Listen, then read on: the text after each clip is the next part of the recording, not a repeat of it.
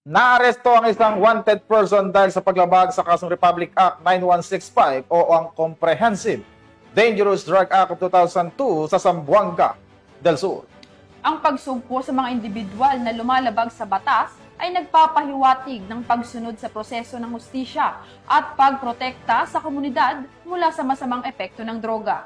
Patrolwoman Luis Marie Conde sa ang isang wanted person sa isinagawang law enforcement operation ng Dumalinaw Municipal Police Station. Katuwang ang 2nd Zamboanga del Sur Provincial Mobile Force Company at 902nd Regional Mobile Force Battalion 9 sa Purok Timbungan, Barangay Mama, Dumalinaw, Zamboanga del Sur. Nito lamang ika-1 ng Setyembre taong kasalukuyan. Kinilala ng mga otoridad ang naarestong sospek na si alias Abu, 42 anyos, lalaki, may asawa, isang mangingisda at residente sa nasabing lugar. Naging matagumpay ang sinagawang operasyon na nagresulta sa pagkakaaresto sa sospek sa bisa ng warrant of arrest sa kasong paglabag sa Section 11 ng Republic Act 9165 sa ilalim ng criminal case number na 18527-2K25 na inisyu ni Honorable Charity Sumaloy, presiding judge ng Branch 21, 9th Judicial Region, Pagadian City, Zamboanga del Sur noong Agosto 28 taong kasalukuyan at walang inirekomendang piyansa. Kasalukuyang nasa pangangalaga na ng Dumalinaw MPS ang sospek para sa maayos na dokumentasyon at tamang disposisyon.